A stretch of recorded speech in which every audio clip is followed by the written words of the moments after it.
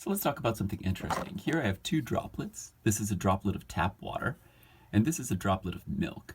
And if we look at the contact angle for these two droplets, the water droplet it has maybe not 90 degrees, but at least 70 or 80 degrees as its contact angle, whereas the contact angle for the milk droplet is much shallower.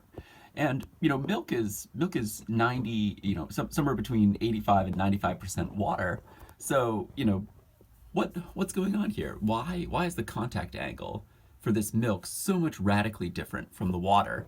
And does it have anything to do with the polypropylene plastic surface that they're resting on? So we're going to talk about these things today. In particular, we're going to talk about them in the context of protein adsorption to surfaces and why that's important for biomaterials.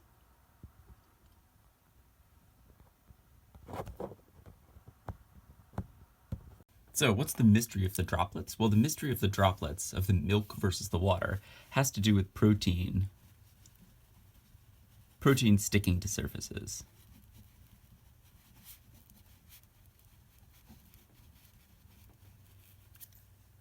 So what's the plan? What are we going to do? Well, let's outline what we're going to talk about in today's lecture. So first, we're going to say, why do we care? What are some bioengineering applications where we might care about proteins sticking to surfaces? So, like why do we even bother listening to this lecture today? The second thing we're going to talk about is what chemistry might be important.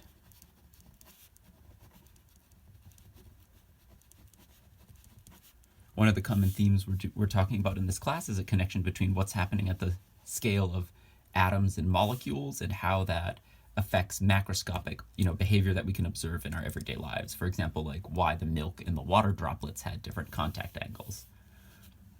And then we're going to follow up our discussion of what chemistry might be important with a connection to enthalpy and entropy, and how enthalpy and entropy are related to or explain part of why proteins stick to surfaces. Then we'll offer an alternative explanation to this idea of enthalpy and entropy driving protein absorption to surfaces, to sort of thinking about proteins as bridging a gap.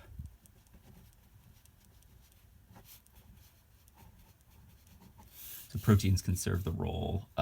So an alternative explanation for why proteins might stick to surfaces is how proteins can essentially bridge the gap between properties of a surface and properties of usually water, if we're talking about bioengineering around them.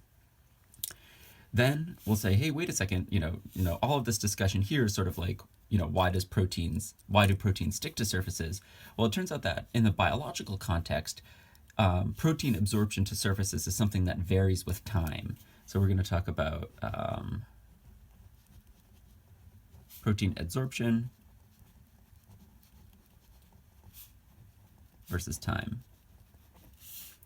And then finally, we're going to wrap it up. Hey, if protein sticking to surfaces is so important for bioengineering, what control do we have at it? Scientists like to describe why things happen, but engineers say, hey, what can I do about it? So we're going to briefly describe a non-specific method for changing surface properties. And in a sense, when we change the surface properties, we'll change how proteins can absorb.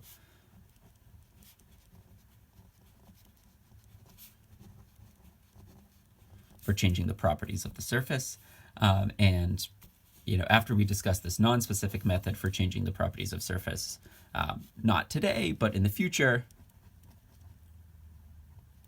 a future lecture is going to be sort of more precise methods that involve some cool chemistry. So precise chemical methods.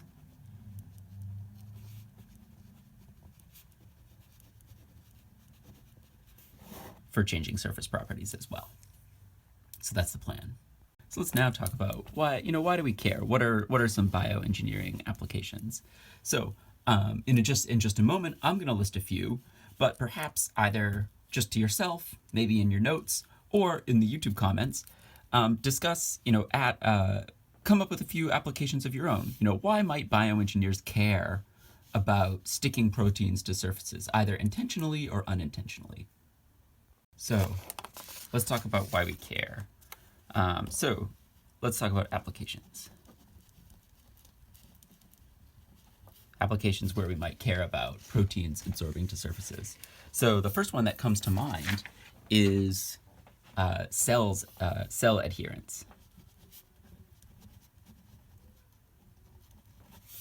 So if we picture some surface and some cell that, either if we're growing cells for, some cell culture, or if we just stick some material or some device in someone's body, our cells or other cells might be doing this.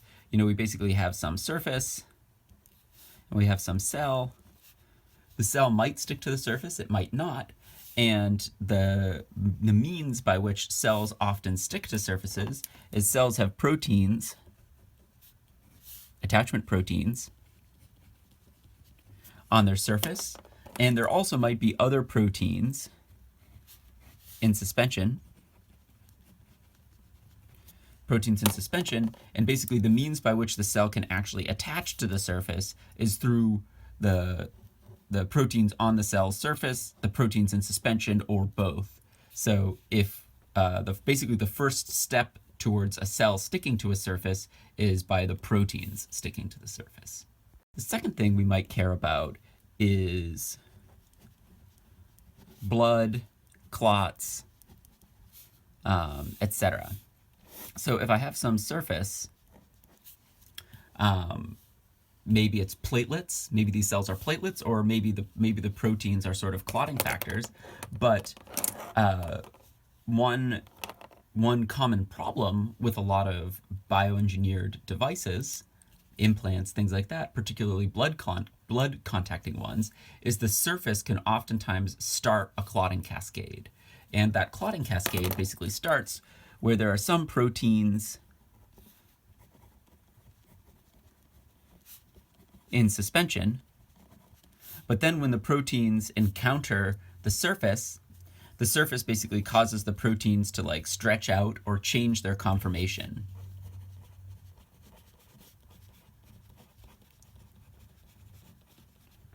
And when the proteins have a changed conformation, that can, the change in conformation of a protein to a different shape can often trigger a cascade of signaling molecules or other protein conformational changes that basically starts a clotting cascade. And this can either be done with proteins in suspension or proteins on the surfaces of blood cells. So a follow-up to cell adherence is we might be interested in specific cell adherence. So in general we might care about cells for cell culture or things like that. But in the context of implants, we care a lot about cells adherence, maybe our own cells, but most importantly we care about bacterial cells. And you can imagine if there's some surface where it's favorable for the bacteria, to adhere to, then lots of bacteria can adhere to the surface and perhaps start forming a biofilm. Basically, bacteria can't really form a biofilm if they're in suspension, but if they have a nice surface where it's very easy for them to stick to, they can grow and multiply on the surface, create a biofilm on the surface, and this biofilm is such a dense matrix of proteins and polysaccharides and other junk that it's very difficult for antibiotics. Antibiotics basically can't penetrate into this biofilm. So you could be giving someone very large doses of antibiotics, but if they have an implant that has bacteria an implant that is favorable for bacteria to stick to, no dose of antibiotics is going to clear that infection. And oftentimes when patients get these implants and get bacterial biofilms that grow on the implants, surgeons have no choice but to remove the entire implant, and you can imagine that carries huge risks for the patient. And just one more follow-up thought to this thing here, there doesn't even need to be any bacteria. The implant could go in perfectly sterile. It's just if the surface of that implant is so favorable for bacteria to stick to, and a patient maybe has like 1 or 2 bacteria floating around in them in general, just those 1 or 2 bacteria could find the implant site and grow and multiply. So even if surgery is carried out perfectly sterilely, even if the implant goes in perfectly sterile, this bacterial cell adhesion, which has its start in protein adsorption, can be a huge risk to patients. One more application we might care about is the fouling. The fouling of surfaces, right? So let's say I have some surface and it's favorable, and the surface is in contact with some biological fluid up here, for example, like the milk on the lid, on the plastic lid that I showed you earlier. If it's favorable for proteins to adsorb to that surface, we're just going to get this layer of protein that sticks to that surface. And if it's so favorable for proteins to adsorb to this surface, it might be very difficult to clean those proteins off later. So for example, if you've ever had, if you've ever tried to wash the dishes, you might notice that even if you scrub your dishes really hard, it might leave a greasy film on the surface of the dishes or something, or it might be really hard. You might need some very harsh chemicals to try to clean these proteins off the surface. So, so it can be very, very difficult. And we care about this in the context of bioengineering. If we're designing like bioreactors, if we're designing medical devices that need to be cleaned and then used on future patients, we care a lot about, hey, if proteins are sticking to these surfaces, are they sticking so well, so strongly that we can't clean them off later? So those are the applications that I wanted to talk about. But in all of these applications, I sort of say, hey, there are there's some fluid, there's some liquid up here with proteins in it, and these proteins stick to the surface. But you're like, hey, wait a second, why? What is the mechanism? Why do we predict that proteins will almost inevitably stick to these surfaces, right? Why does this happen? So that prompts us to talk about our next topic. So, we just finished talking about, hey, why do we care? We care a lot because bioengineers care about cells and proteins sticking to surfaces, and there are various applications where that might be important. But as bioengineers, we don't just want to say, hey, okay, this is going to happen. We want to describe, hey, what chemistry might be important. And if we understand the chemistry that's important for proteins adsorbing to surfaces, that will inform our engineering decisions about perhaps material choices or modifications that we can do to reduce protein adsorption, if that's important for our application. So let's take a moment now to talk about what chemistry might be important in the protein sticking to surfaces.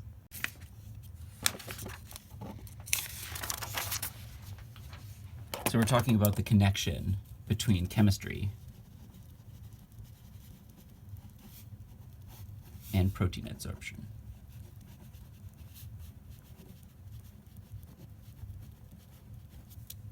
So it turns out there are so when we think about the connection between chemistry and protein adsorption, there are basically two factors that we need to consider, or two physical phenomena that, two chemical phenomena that help explain protein adsorption, or might prompt protein adsorption to occur. And we'll talk about both of them right now. So if we're thinking about this connection between chemistry and protein adsorption, there are basically two phenomena that are going on. They're basically hydrophobic versus hydrophilic explanations or interactions. Right, and a hydrophobic versus hydrophilic thing might be important. And of course, there are connections between chemistry and whether things are hydrophobic, and there's a connection between hydrophobicity and protein adsorption. And then the second sort of connection between chemistry and protein adsorption has to do with functional groups.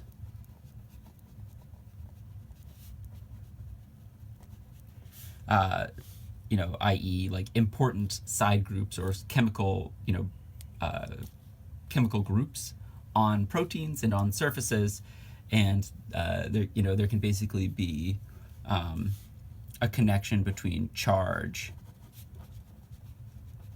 electrical charge and adsorption.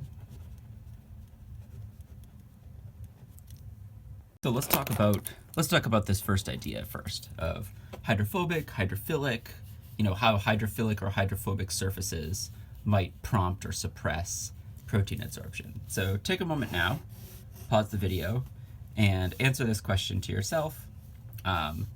Which do we expect, what type of surface do we expect to have more protein adsorption broadly in general?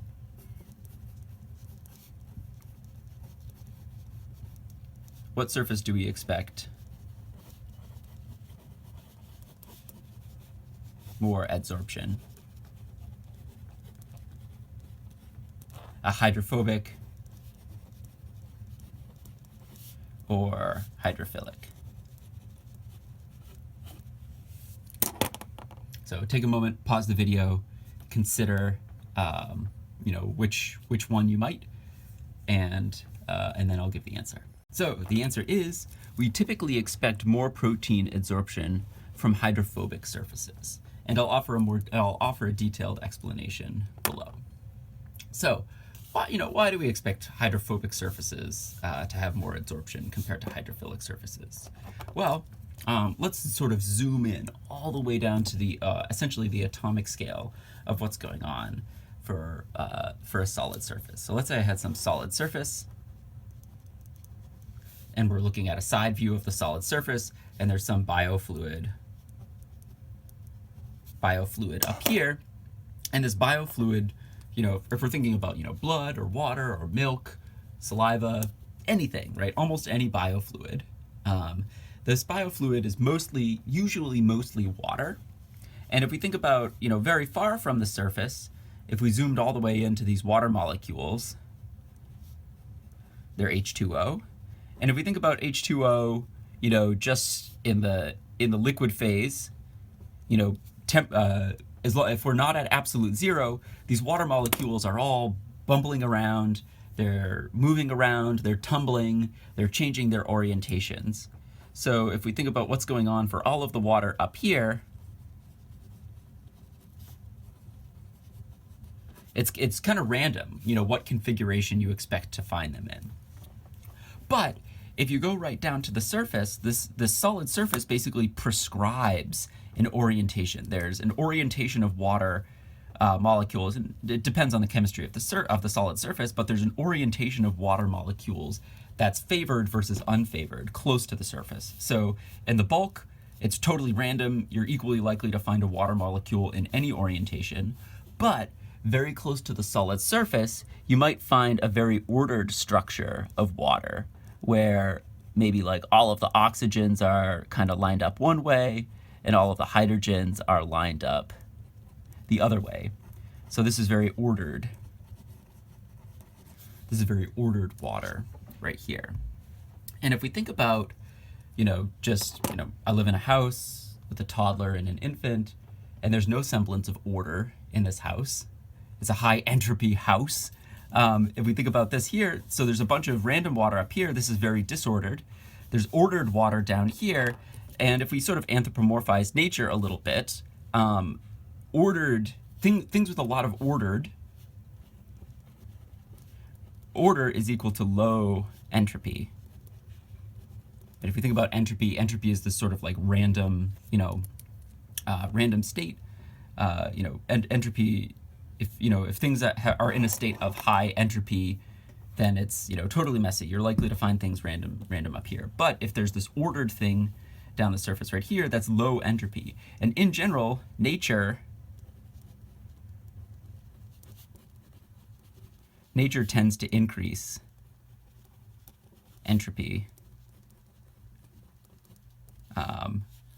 when it can.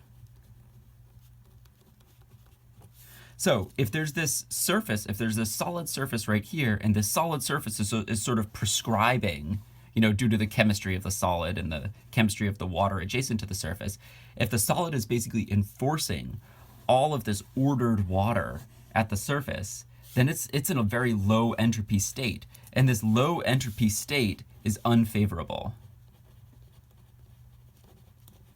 So, how do protein, what happens? So here I just talked about water and the solid. What happens when a protein comes over here? Let's draw another state over here where maybe a protein, we still have our solid. We still have our solid down here, and then some protein comes in. Some protein comes in to interact with the surface. And if we think about proteins, proteins could have lots of different configurations, right? They're essentially these coiled molecules, and these proteins, they can coil one way, they can coil the other way, they can move around, they can flop around. So if I think about a protein that maybe used to be in suspension far away from the surface, but, just happened to diffuse close to the surface, if this protein comes and adsorbs to the surface, it can displace some of the water.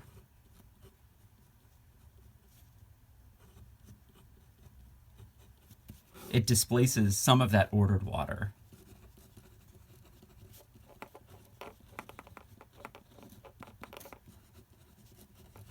And if this protein comes in and displaces the ordered water, now what water used to be ordered is now unordered. It's now in a random configuration. And now that it's unordered, it increased the entropy of the system overall. So the protein coming in and adsorbing to the surface increased entropy, and increasing entropy is something that tends to happen in nature. All right, so why might a protein come and displace the surface? Well, it's entropically favorable for it to do so. So just qualitatively, what's happening? There's water that has to interact with the surface, right? Because we have fluid up here and solid down here. There has to be some water interacting with the surface. The water that does interact with the surface really, really doesn't want to do that. So when a protein comes along and can displace some of that water that wants nothing to do with that solid surface, that's favorable for it to do so. So a lot of times what we're thinking about, we might think about these solids as something, as, a lot of solids for a lot of polymers, a lot of plastics, i.e. polypropylene, like the lid that we had there. These solids are often at least mildly hydrophobic.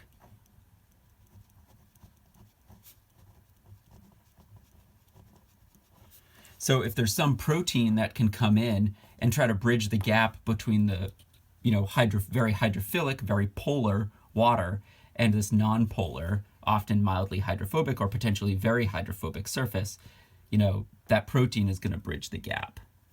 So the protein bridges the gap.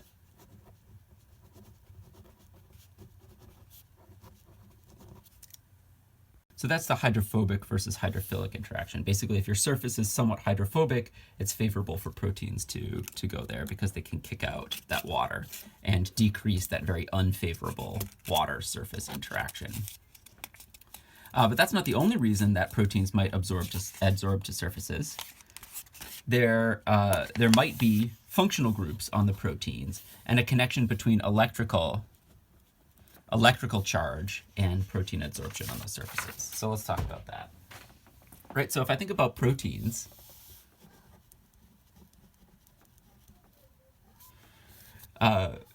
proteins are these chains of peptides, right? They're these chains of amino acids. And if you look at that chart of amino acids, the amino acids have these side groups sticking out, right? So some amino acids, for example, have like 2 amine groups and only 1 COOH. So one of the amine groups sticks out the sides. There might be other peptides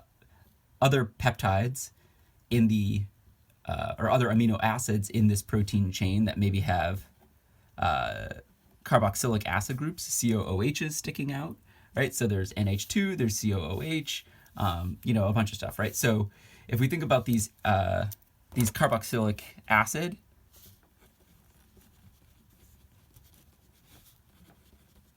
these carboxylic acid groups, as well as these amine groups,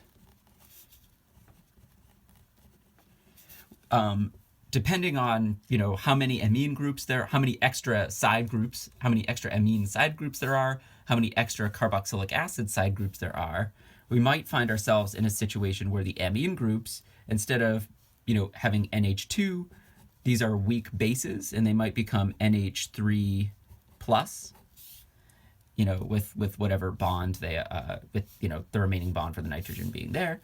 And then we might have this COOH, right? COOH can essentially deprotonate. It can kick off this this proton, and it becomes COO minus, right? So, these amine groups are basically in equilibrium between NH2 and NH3 plus.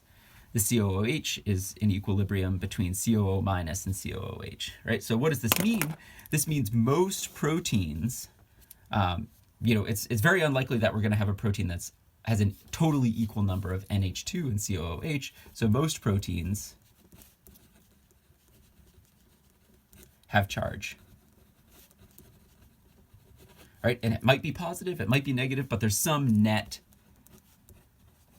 charge on the protein. And if you imagine if I had a surface, a solid surface down here, and maybe this surface could be charged,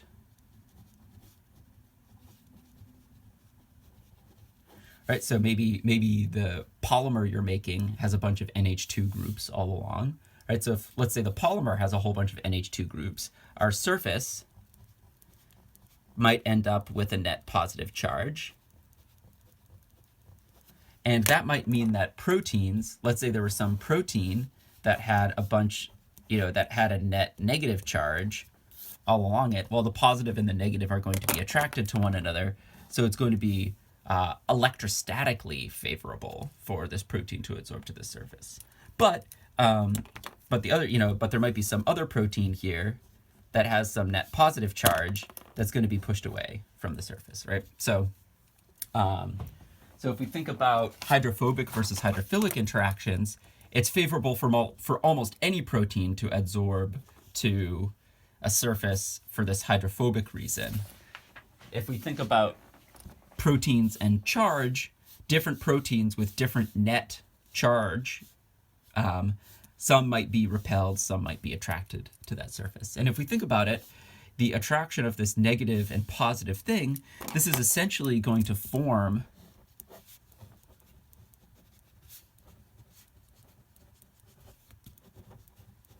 this could essentially form an ionic bond between a protein and a charged solid surface. And if we think about forming an ionic bond reduces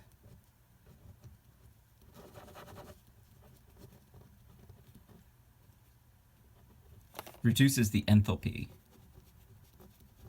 Right? Anytime you take a positive and a negative thing and allow them to come together, it's sort of like, gravity pulling things together. They're in a lower potential energy state, right? So, enthalpy in a sense is some kind of chemical-ish potential energy. So if I allow these things that are attracted to one another to form an ionic bond, that reduces the enthalpy between them. So let's bring it back to where we were. So we talked about chemistry and how chemistry might be important, and we kind of hinted at entropy a little bit first, and we just started talking about enthalpy.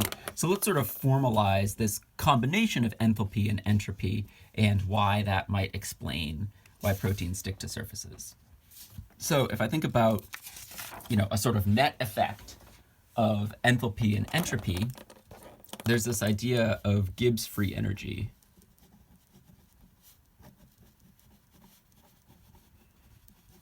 And if you dust off your, first year chemistry notes or high school chemistry notes, you know that a reaction, or even just a process, like adsorption, a process or a reaction that reduces, that has net negative Gibbs free energy, that is net negative Gibbs free energy, is favorable, i.e. it will occur. So if you wanted to put this in equation form, if the change in Gibbs free energy, G, is negative, then the reaction will occur. And the definition of Gibbs free energy, or the definition of the change in Gibbs free energy, is the change in enthalpy minus temperature times the change in entropy. So let's just sort of define all our terms here. This is the net change in Gibbs free energy. This is the change in enthalpy. And this is the change in entropy. And if the net change in Gibbs free energy, if is negative, then it's favorable. Then it's favorable for the reaction to proceed. So what does that mean? If the enthalpy of the products, or the enthalpy of the result, is less than the enthalpy of what happened before, of the reactants, or the starting state, basically if your starting enthalpy is higher than your ending enthalpy, then your change in enthalpy is going to be negative. So what connection does this have to our previous thing? Well, if I think about it, if I have a positive thing and a negative thing and they're starting far away from each other, that's a high enthalpy state. And if I allow them to come together and form a bond, that's a low enthalpy state. So the positives and negatives attracting one another would result in the change in enthalpy being negative, right? So change in enthalpy, this is negative if we allow our pluses and our minuses to come together.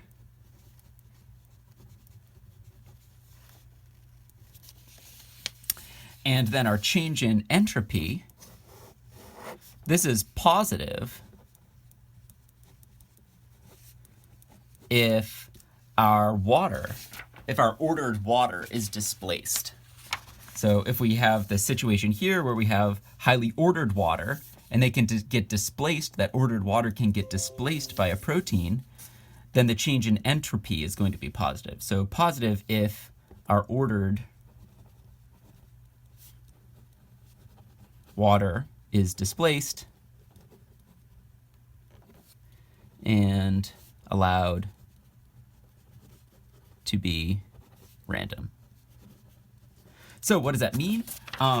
Well, both reasons why protein, so contributions to either or both of these can result in a negative net change in Gibbs free energy. So Gibbs free energy essentially combines this idea of a change in enthalpy, allowing positives and negatives to attract to one another, and a change in entropy, i.e. water, the protein coming in and displacing the highly ordered water. Both of these can work together to result in a negative Gibbs free energy, which explains why, for chemical reasons, protein adsorption is favorable. At the risk of becoming too equation heavy, let's just sort of summarize. Let's move on from Gibbs free energy, and let's just, again, sort of rehash this idea of proteins essentially bridging a gap. So let's look at the most common scenario.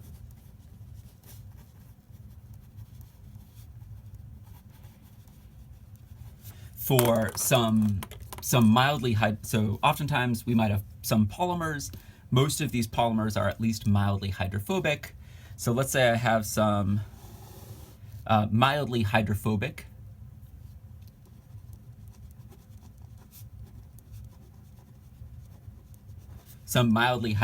surface, and mostly, for example, the polypropylene plastic lid that I talked about, if we're thinking about mildly hydrophobic surfaces, most of these are made of neutral, nonpolar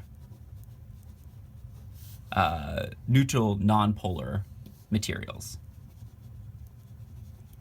And if we think about neutral nonpolar materials, I'm thinking lots of carbon-carbon bonds and lots of carbon-hydrogen bonds, right? If we dust off, we know that carbon-carbon bonds and carbon-hydrogen bonds are basically nonpolar. And if I think about a lot of plastics like polypropylene, polyethylene, they're made up mostly of carbon-carbon bonds and carbon-hydrogen bonds. So if plastics are mostly made of these type of bonds, they're going to be mildly or potentially very, I'll put mildly in parentheses here because if it's mostly these, then they're going to be very hydrophobic. So these neutral nonpolar materials are going to result in hydrophobic surfaces. And a lot of plastics are made of these types of materials. Then I might think of water. Let's say there's water up here. And of course, water is very polar. And what I hinted at earlier, if we have water that needs to interact with this hydrophobic surface here, that's going to be a very unfavorable interaction. So then if I think about, hey, what proteins might be present in this situation? If I think about proteins, proteins are these sequences of amino acids. And some amino acids have nonpolar side groups. So some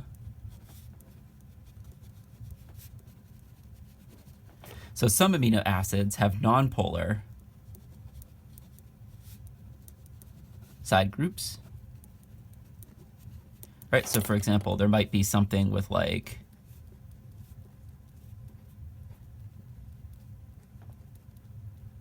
a side group that looks like this, that sort of has just a bunch of carbon-hydrogen bonds right here. Right, so I'll just sort of indicate that with like a black line right here. There might be some amino acids that have might be some amino acids that I'll sort of indicate in green here, which are uncharged but polar side groups. And for example, an uncharged but polar side group might be an OH, right? So this O would typically be bonded to a carbon over here. So this carbon-oxygen bond and the oxygen-hydrogen bond, right? Oxygen's a lot more electronegative than carbon or hydrogen. So the bonds associated with the O in this side group are going to be polar. But it's, for example, in contrast to maybe a positively charged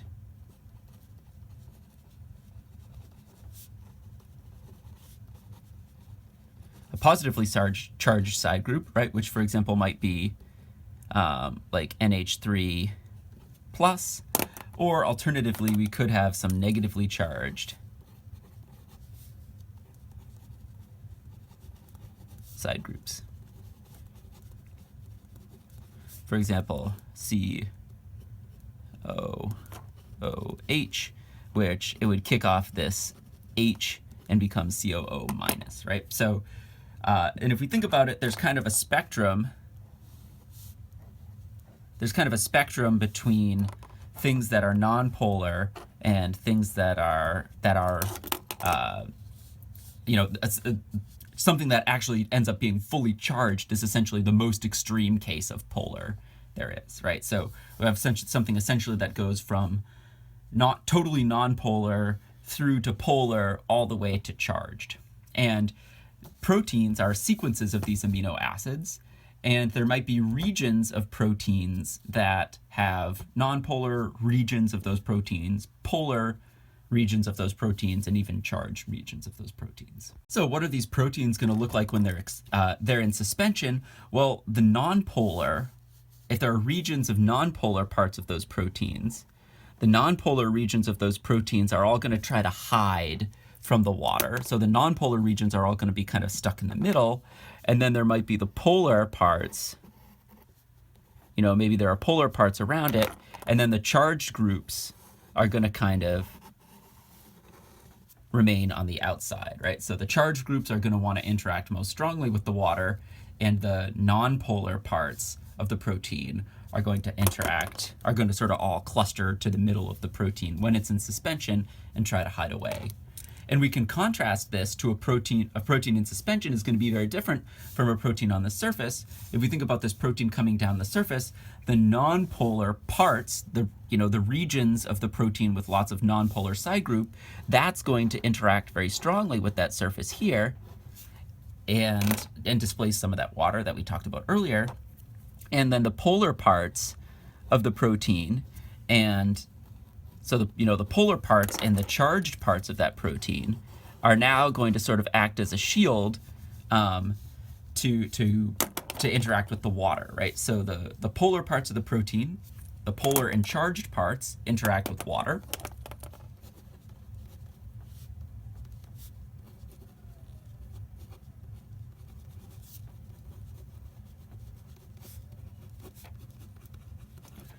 So the polar and charged parts of the protein interact with the water, and the hydrophobic parts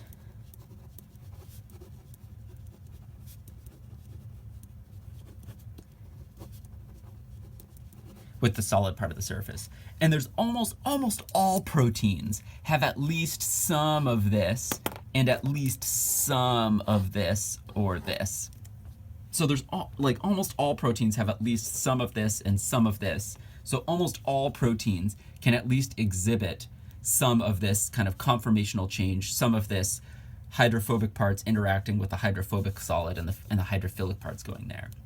And if we think about it, this idea of a hydrophobic solid interacting with the hydrophobic part of the protein, that is a lot more favorable interaction. This is much more favorable than water being directly against the hydrophobic surface. So this is more favorable than H2O directly on the surface. So that's our explanation, a sort of reiteration and explanation of why proteins essentially bridge the gap, right? It's to basically have hydrophobic things interacting with hydrophobic things and hydrophilic things interacting with hydrophilic things or water. And so that's the rationale there. So now let's move on our discussion, and we'll talk about protein adsorption versus time, right? So, here I just basically described what will happen, but there's oftentimes a question of how long does this take? What's happening through that process? Could different things be happening at the very beginning compared to the sort of the end or the steady state result of proteins adsorbing onto surfaces? So let's begin that discussion. So imagine I have a surface, and let's say it's a mildly hydrophobic surface, just like the ones we've been talking about before. And now imagine I have two types of proteins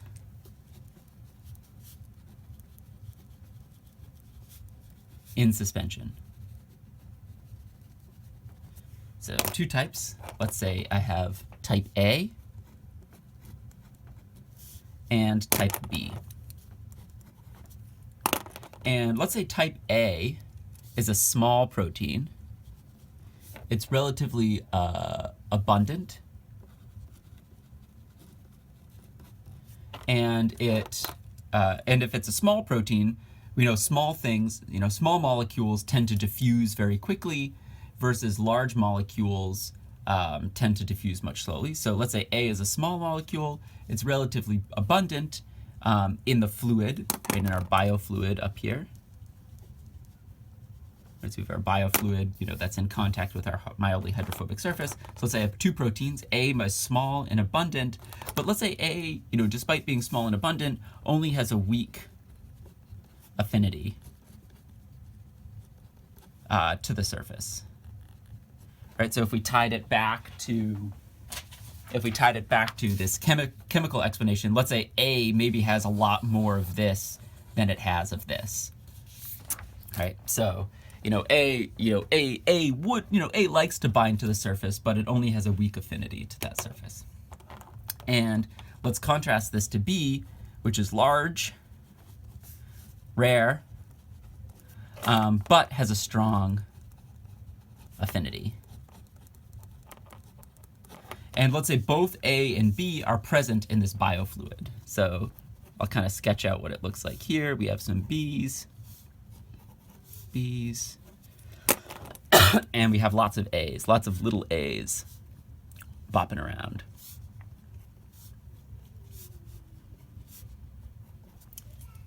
So there we are. Now, my question to you, let's say we have our we're going to create a graph, and I'm going to ask you to sort of sketch what you think this graph might look like. This is going to be a graph versus time, and on the y-axis is going to be the amount of A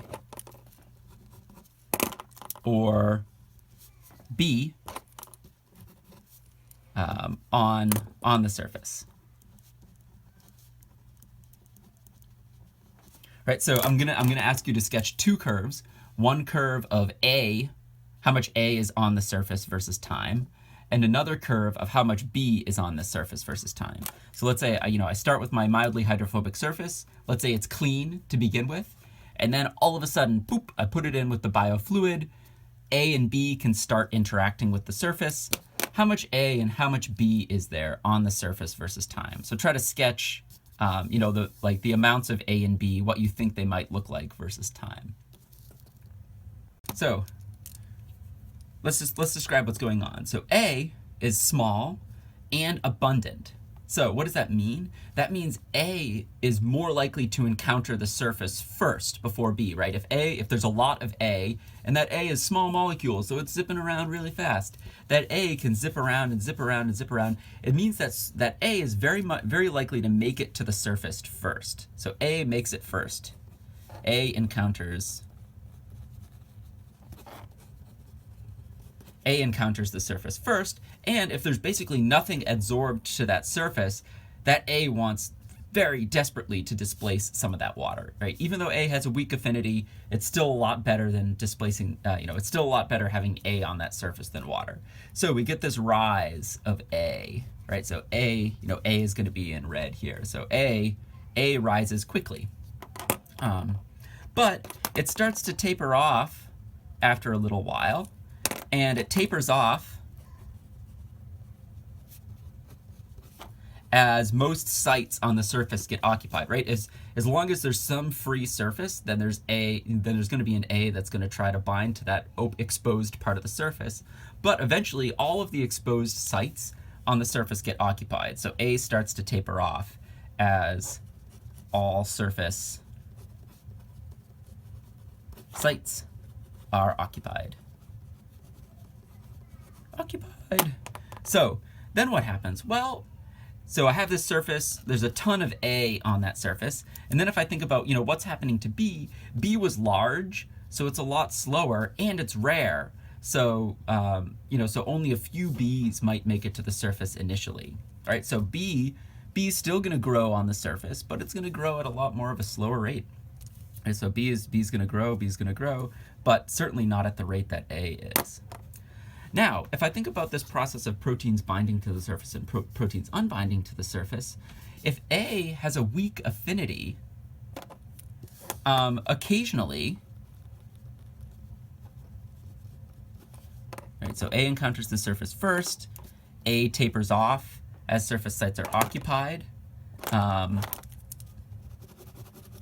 then B grows more slowly. Right, so B grows more slowly. But if A has a weak affinity for the surface, A's binding is reversible. A's binding is reversible. So A is binding to the surface, but also A might be unbinding to the surface too, right? So A is going to bind, A is going to unbind, A is going to bind, A is going to unbind. If an A initially bound to the surface and an A unbinds, if A's binding is reversible, occasionally A unbinds and B replaces it. right? So if there's some A bound to a surface, and because A's binding is weak, if A leaves, that A might get replaced by a B that, got close to the surface, was a little slower in getting there, but eventually binds. So what does that mean? If A's binding is reversible and occasionally these A's unbind, that means the concentration of A actually might eventually go down after a while. Right? So A encounters the surface first. That explains why we get more A than more B. A tapers off as most of the surface sites get occupied, and the A's binding being reversible and A's occasionally unbinding explains why A goes up and then goes back down. And as the B replaces it, B grows more slowly, and eventually the B replaces it, so the B could actually, take it off. And then eventually, the surface is fully occupied by a B. And that's basically what happens at the very end here. And if you notice, because A was a small molecule, there's never going to be quite as much B as there was A on the surface, basically because you could fit a whole lot more small molecules on the surface than you could fit these large molecules here. So what's kind of a qualitative way to think about this? Well, A is like my middle school relationships. A is like my middle school relationships, whereas B is like my marriage.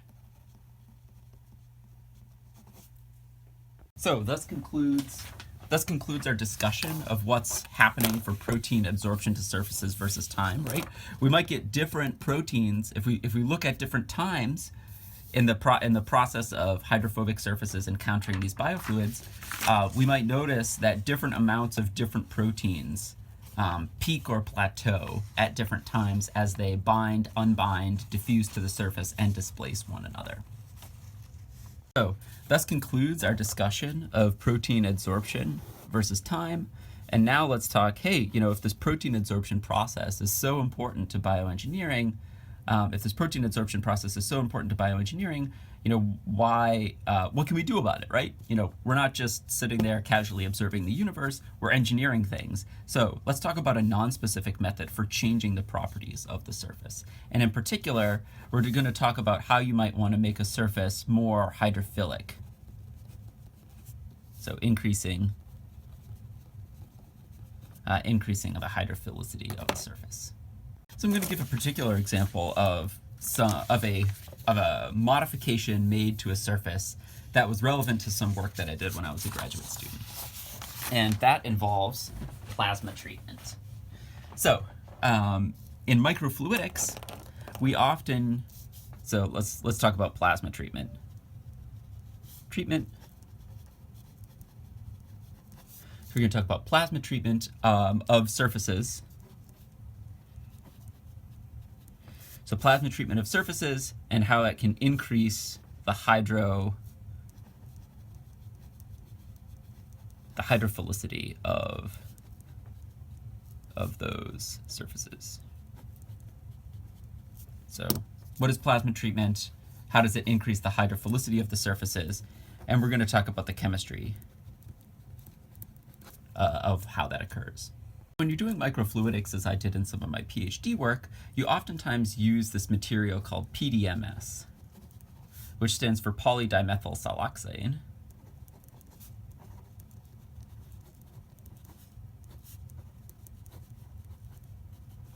And if you look at what the chemistry of what the polymer backbone and side groups of polydimethyl siloxane looks like, it's basically this molecule here. So we have a silicon, single bond to an oxygen, single bond to a silicon, single bond to an oxygen, single bond to a silicon, but it's not just this picture.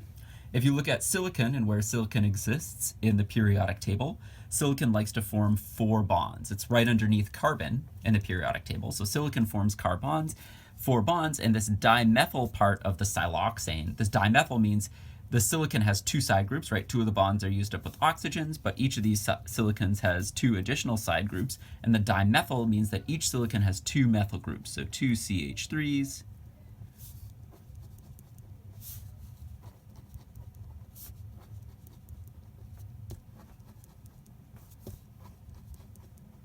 So each of these silicons has two methyl groups on it. And if you think about what's going on, what's going on with this molecule here, these methyl groups are going to be what? Are they hydrophilic, hydrophobic? Yeah, they're wicked, wicked hydrophobic, right? So if we think about it, there are these big chunks of hydrophobic parts of this PDMS. So all of these are going to be hydrophobic. So what implications do these hydrophobic side groups have for me as a PhD student?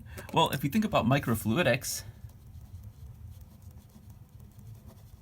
it means on small scales you're trying to get fluid to do things, and oftentimes we use PDMS in microfluidics. So you can use PDMS to basically create a lot of these microchannels. So you have like a slab of PDMS, and embossed into the surface of that PDMS, you basically have a network. You have a network of narrow, essentially narrow capillaries. And this is very useful for creating, for example, devices that could sort and capture cells, or devices that can process small volumes of fluids. Microfluidics is super awesome. Can't talk about it in detail here, but it's super cool. So we have this network of narrow capillaries, but if we have these capillaries made of a very hydrophobic material, the water doesn't want to go in so much, right? So water doesn't really go in. Right? These hydrophobic side groups, these CH3s would much rather interact with nonpolar air. Right? So the CH3 would rather interact with nonpolar N2 and O2 in the air, right? These diatomic molecules are going to be nonpolar in air, right? So CH3s would rather interact with these than interact with the very polar H2O. So you find out you find out with the situation, you've made this beautiful device with these wonderful, I'm zooming way in here, but these wonderful microfluidic channels, right? We have our PDMS right here, and there's some little water droplet that wants to go in, and I have air, and it's really hard to get that droplet to go into my hydrophobic PDMS channel, right? So we use PDMS to make these microfluidic channels because it's very easy to cast. You can create very fine, detailed features with really good structure in them.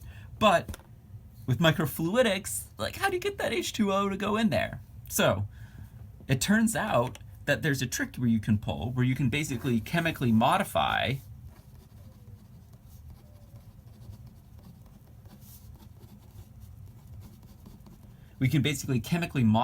these methyl groups on the sides of the PDMS chains, and if we chemically modify them in a way to make them a little more polar rather than being so nonpolar, if we replace these CH3 groups or modify these CH3 groups to make them polar, then it turns out we can make what would be a hydrophobic polymer into a hydrophilic one, and that will make it a lot easier for fluids to enter our microfluidic channels. So what do we do? How do we modify these CH3 groups? How do we modify them? What is this plasma treatment? How do we modify these CH3 groups in order to make them more hydrophilic? So let's talk first what about plasma treatment is and how it results in chemical changes in these CH3 groups that can make them more hydrophilic.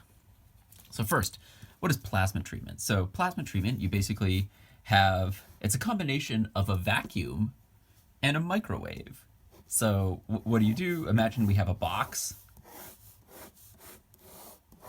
and we connect this and we pump down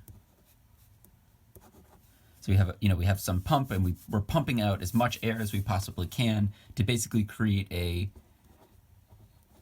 near vacuum.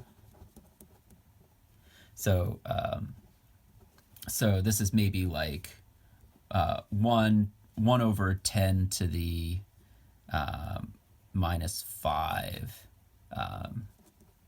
or sorry, 10⁻⁵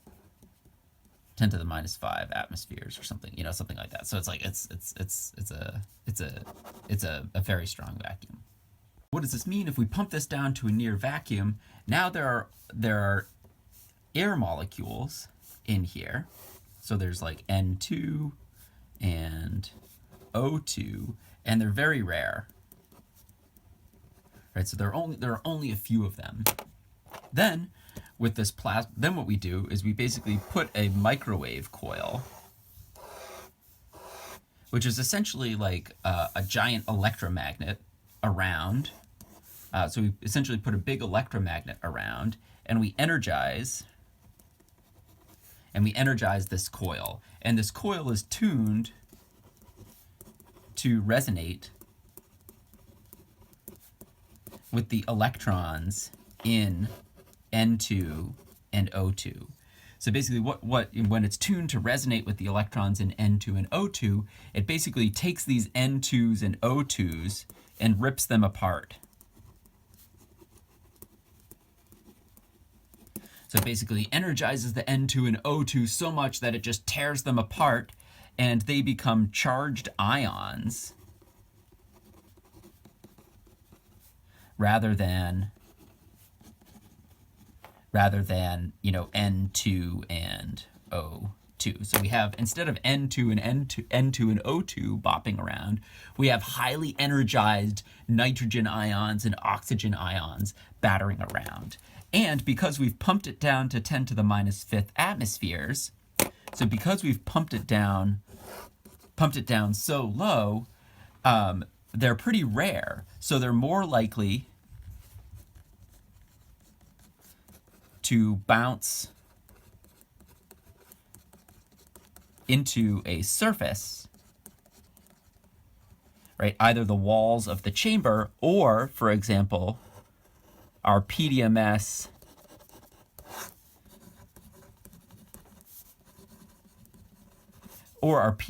device, right? So they're more likely to bounce into the walls of the chamber or the PDMS of our device than another gas molecule. Right, so why don't we want them to bounce into gas molecules? Well, we have a highly energized oxygen and it hits another gas molecule. It basically, fizzles out. It doesn't really do anything.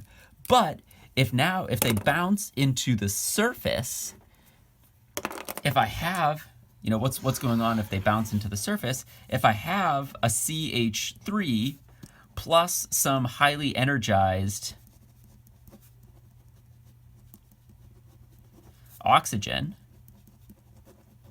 if I have a CH3 and some highly energized oxygen, I can create partially oxidized organics. And what do I mean by partially oxidized organics? Well, almost any organic compound that has some oxygen in it is going to be polar.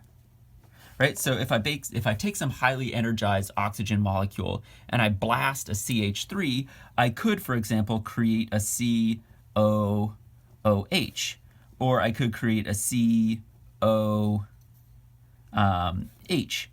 or I could create some OH groups or something like that. So what does that mean? If I create these partially oxidized organics, all of these are going to be much more polar. And if I, instead of having a whole bunch of non-polar CH3 groups on the surface of my PDMS, that's basically going to create a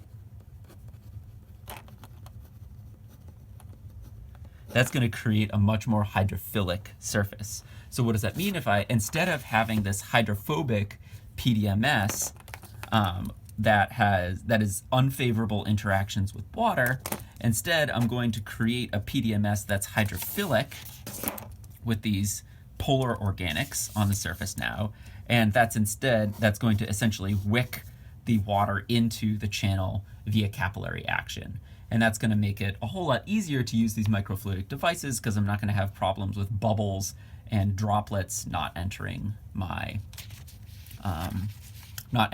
channels. So that's why so this is one example of a method by which we can use microwave energy to create highly energized oxygen and have the oxygen chemically change the material itself, and in particular just the molecules on the surface, because the oxygen can really only bombard the surface of the PDMS to basically change the what used to be nonpolar PDMS into a polar modified material. So let's take it back to the milk in the water. So what do we have here? We have these droplets, and there's the water droplet and the milk droplet. And if you remember the two of them, we have the water droplet, which has a much higher contact angle than this milk droplet. And it's a little easier to see if you look at it from the side, right? We can see the milk droplet has a much lower contact angle than the water droplet. So let's sort of sketch out what happened here. So we have our surface, and it's polypropylene.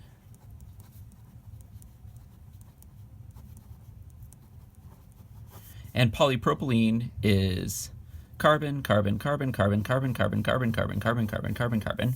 And I'm just going to do the organic chemistry shorthand where all of these have hydrogens too.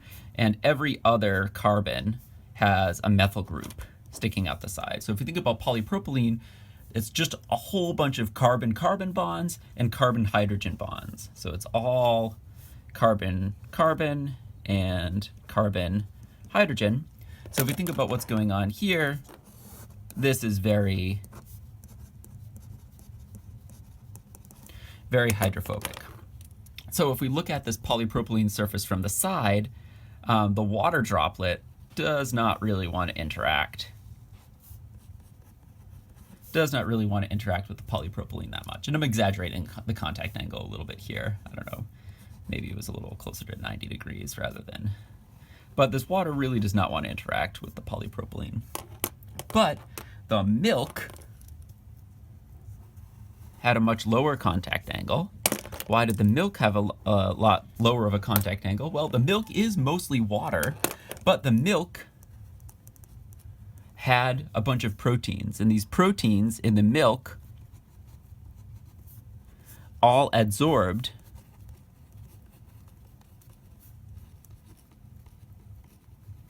to the plastic.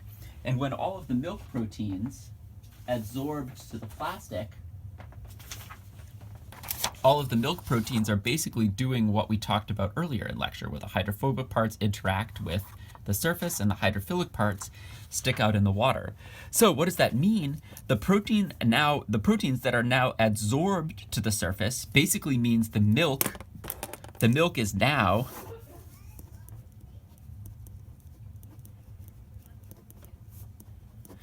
now interacts with polar protein rather than